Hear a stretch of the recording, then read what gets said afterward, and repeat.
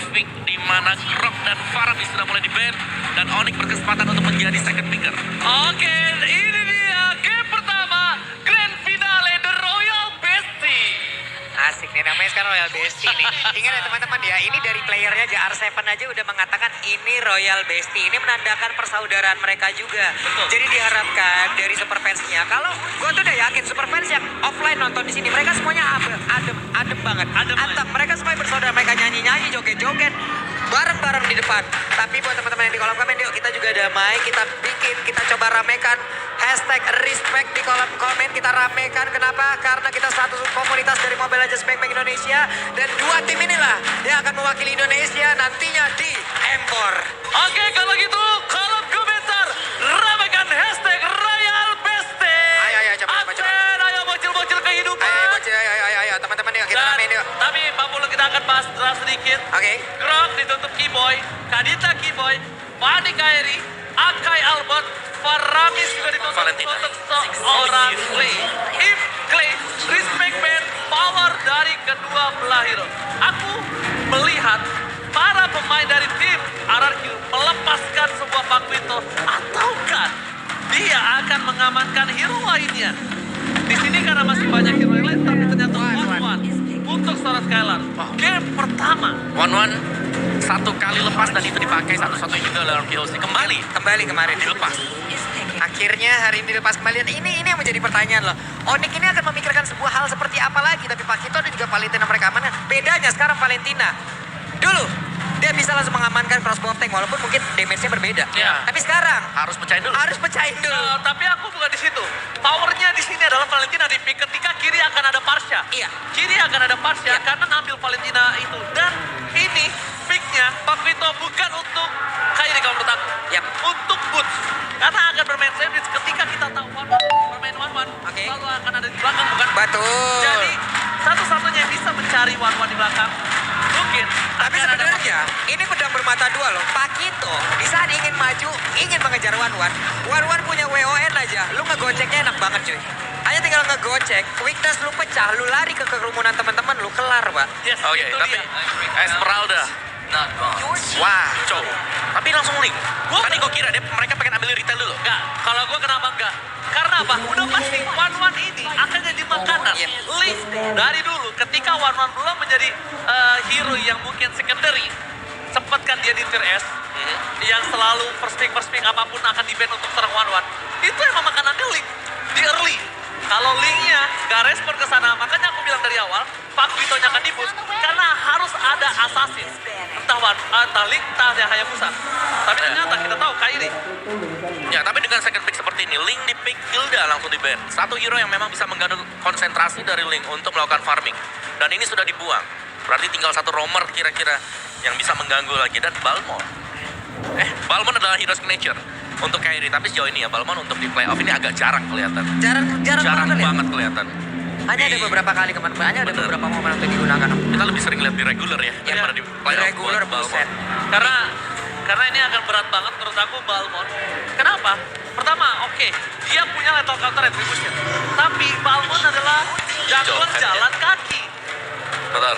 Jungler jalan kaki. Ya memang punya level counter retribution, bisa menang objektif, tapi nanti untuk tim fight jangka panjang ya, di mid late game-nya. Dan Johan di ban kemarin, waktu di babak playoff, berjumpa dengan Onyx Fin, dengan Johan-nya ini mematikan banget pergerakan dari Kairi ketika menggunakan steel cable dengan Fanny-nya dia. Selalu bisa di-eject, di-cancel semuanya. Dan ya, menurut ini adalah wise choice juga dengan melakukan banning trap Johan karena unstoppable force bisa selalu mengejar kemanapun Link bergerak. Dan Pobius ban, Benedetta. Dan bahkan opung satu hal, ketika Jauhead di ban, bukan hanya mengejar di mana dia berada, nurunin Link. Itu yang lebih serem. Jatuh dari pohon. Jatuh dari tembok, jatuh dari pohon, itu lebih serem dibandingkan dikejar. Betul. Karena kalau dikejar, akan putus. Iya. Ya kan? Unstoppable force itu bisa putus kalau kejauhan. Tapi kalau kedekatan, turun. Udah bukan turun lagi, turun. Langsung. Sekarang ambil god lane-nya. Ambil god lane-nya. Kenapa? Roamernya tutup. Untuk sebuah Grimmel. surprise. Oke. Ya. Karena gameplay profesional player ketika di second pick, second phase, dia nggak mau roamernya terlihat. Oke, ini- Karena zaman sekarang bukan masalah carry lagi. Romer is the key juga. Betul, dan dengan dipiknya Irritel ya, dan di bandnya dari Povius. Sebenarnya ini band yang tak ada, dan satu lagi Ruby terbuka untuk Arceus. Ruby bisa potong Link, Ruby bisa potong dari Pakito juga. Setuju. Fredrin juga bahkan masih ada sebenarnya. Kalau Aku memang Ruby. cowoknya masuk jadi jungler. Aku Ruby.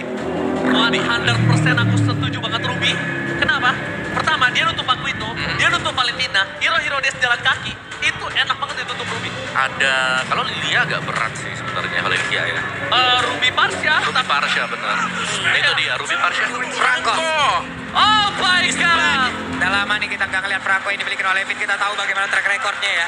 Ini adalah hero power dari masing-masing hero yang ada di RRQC juga. Mancing mania mantap kah hari ini? Abang Vin dan last pick for Boy. Kalau menurut aku pribadi, mungkin ntar lo gameplaynya dia itu agresif, Chow ditutup, Kadita nggak ada, Matilda, Franco, Akai, cancel dan stun, Romer, apakah Digi? Mau Digi, sebenarnya kalau Digi sulitnya nggak punya badan di depan dan Lolita, itu dia. Jawaban untuk one juga. Kalau untuk Lolita, tapi Lolita di sini bukan tank yang benar-benar tank, karena ada Chow yang mengganggu nanti. Oke, ini dia. 5 draft telah terpilih untuk Onyx, 5 draft untuk RRQC.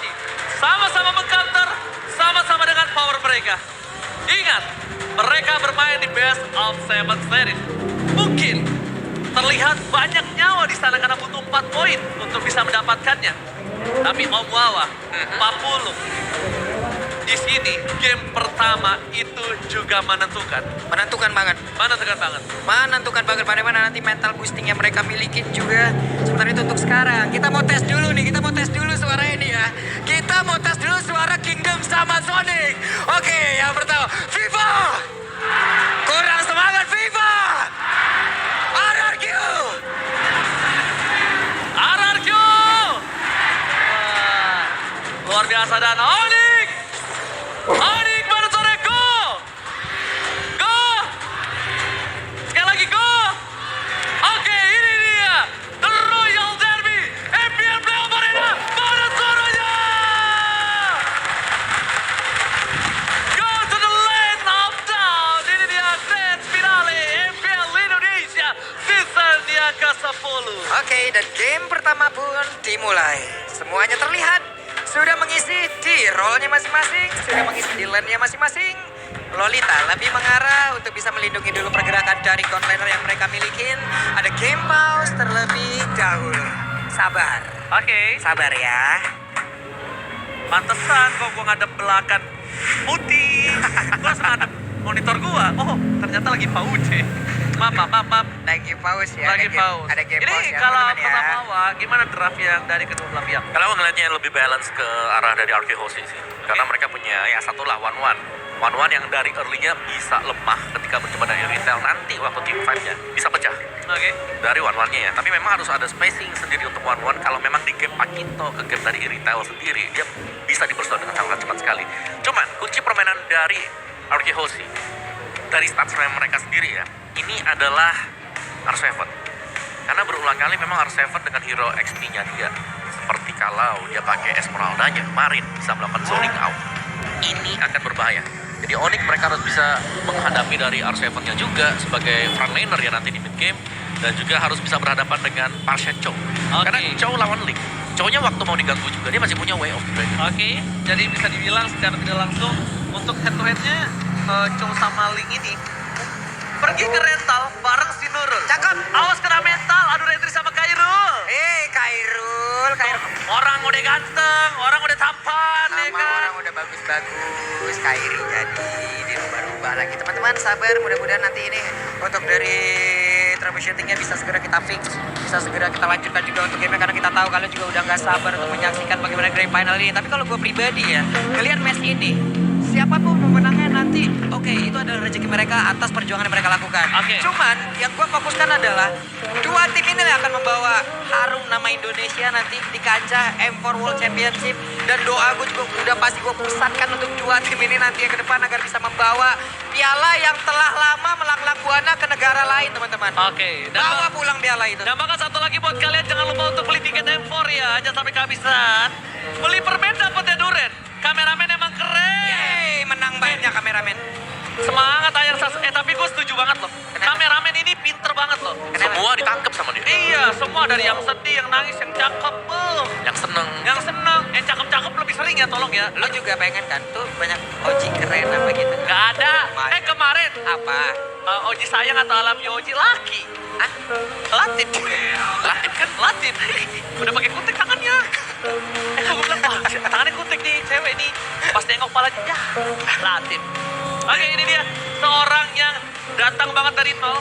Gua sempat ketemu dia juga waktu itu ketika dia berada di sebuah tim juga, baru masuk bersama dengan Fredo. Dan dia menjadi runner up MPL Indonesia Season 8 ketika dia baru berkarir di RRQC. Dia jadi juara akhirnya di MPL Indonesia Season 9. Dan juga MVP final MPL ID Season 9. Pak Produser, sebenarnya saya sudah ngetik, tanya Pak Pulung dari tadi. Tapi prediction saya tidak masuk. Kenapa? Karena Karena kagak ada sinyal. ya itu. Jadi kalau menurut draft, by draft, tak mengapa, gue ngeliat Kyrie ini bisa makan Alpert di arah mid to the late game.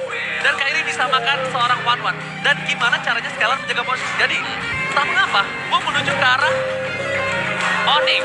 Kalau gue pribadi ya, Gue ke arah Onyx. kalau gue pribadi ngelihat untuk bermain cepat ya, ini draftnya sama-sama bagus. Bahkan bisa Betul. dibilang untuk RRQ jauh bagus banget juga draftnya gitu loh. Tapi untuk early game-nya, early game-nya, Link nggak bakal jauh lebih fleksibel untuk bisa menabrak siapapun gitu. Tapi early, ini gue megang RRQ banget. Early RRQ. Kalau early, kalau dari RRQ banget gue. aku RRQ selama dari fitnya udah level 4. Kalau gue yang gue rasakan dengan gue menggunakan one-one secara terus-menerus dengan melawan Link, ini akan menjadi target banget pada awal-awal. Ini akan menjadi target banget. Justru di early, one-one ini adalah makanan yang seperti yang gue bilang tadi. Itu tadi yang gue bilang. Tapi di early, pas lawannya player RRQ itu early banget.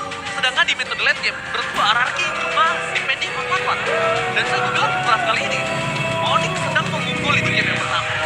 Dia tuh main sustain dengan adanya mid to the late game. Karena mereka tahu, di MPM level season 10, gak ada game yang cepat. Benar, dan jangan lupa juga sama Ji ya. Si Retail, Pakito, ini yang bawa kita menang juga tadi ya. Dan saya mau lihat kenapa Onyx kuat banget di late game. Dari draft ya. Ya, tapi early game-nya harus bisa dipegang dari Onyx ya. Kalau mereka memang jebol dari early game, game style dari RQ Hoshi, mereka typically adalah tim yang suka untuk langsung ambil objektif setelah dapetin point kill. Itu yang berbahaya. Tuh, dan satu hal, Bu.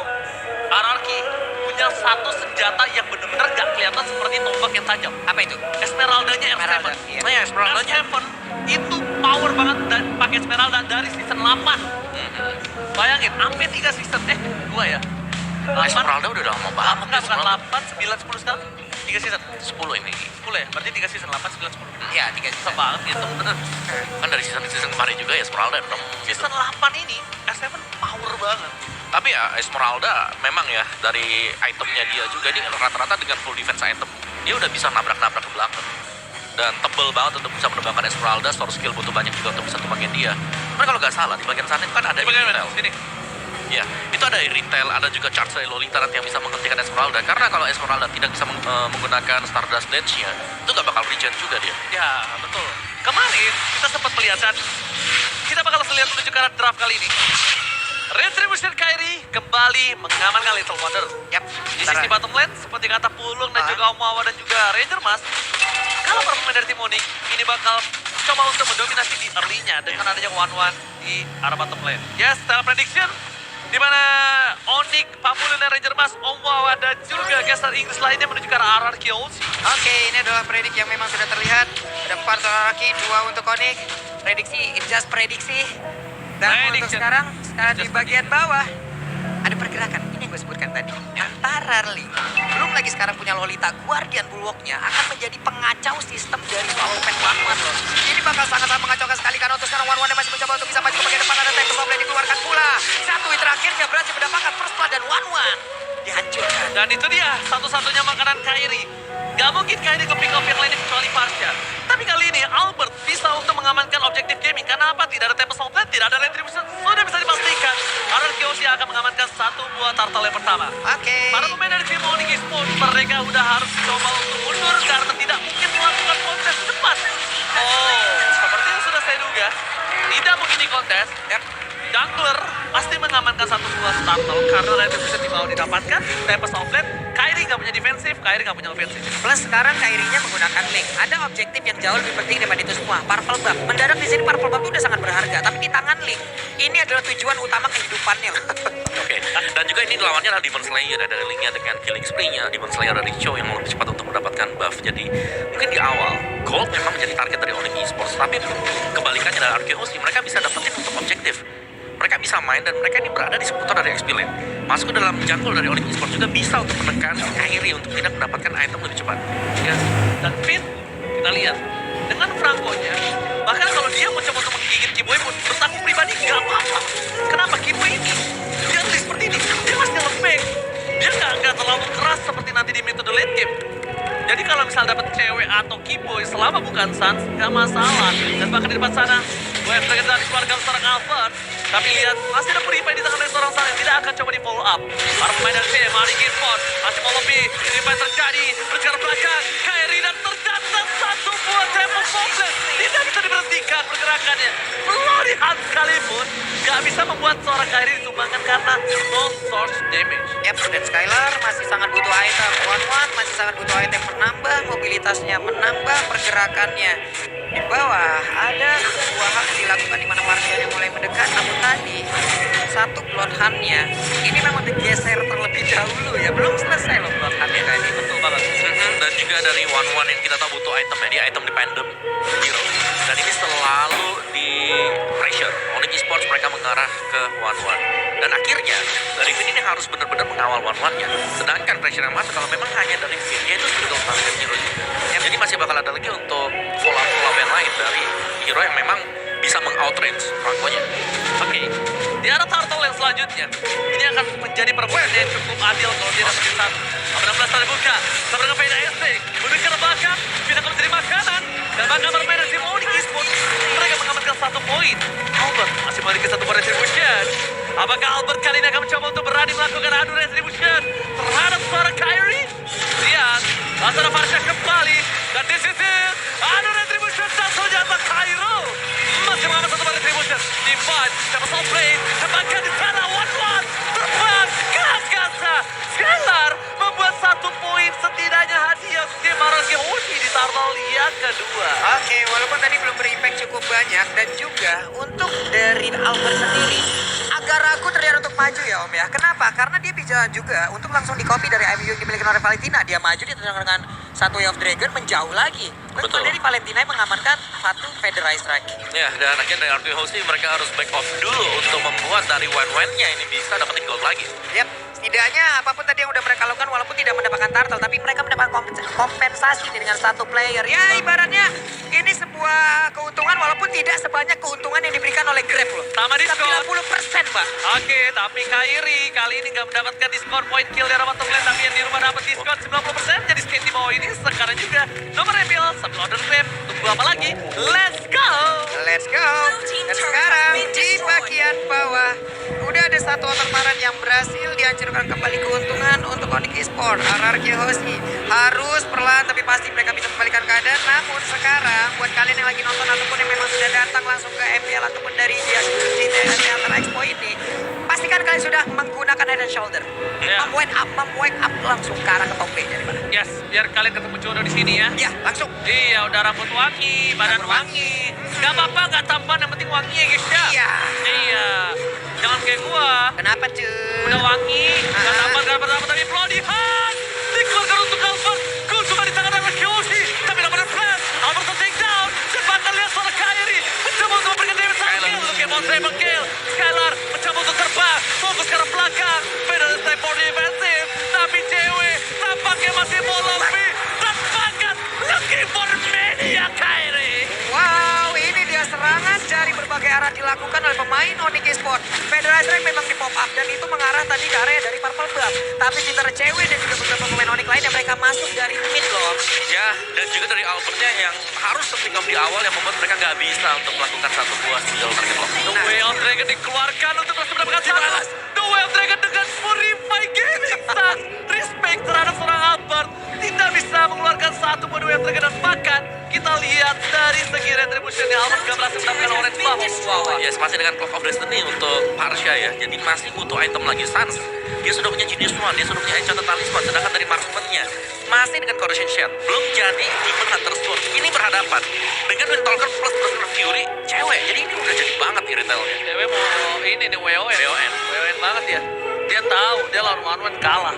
Dan kalau bisa kita bilang dari seorang Skylar ini alhamdulillahnya masih mendapatkan menit yang ke-7. Yap. Dia tinggal bawa lagi menit ke-10, 15, 20 dia akan bisa sustain. Dan dari Steel Lake Blade Ada dua Steel Lake Blade. fokus ini akan menuju ke arah Blade Armor.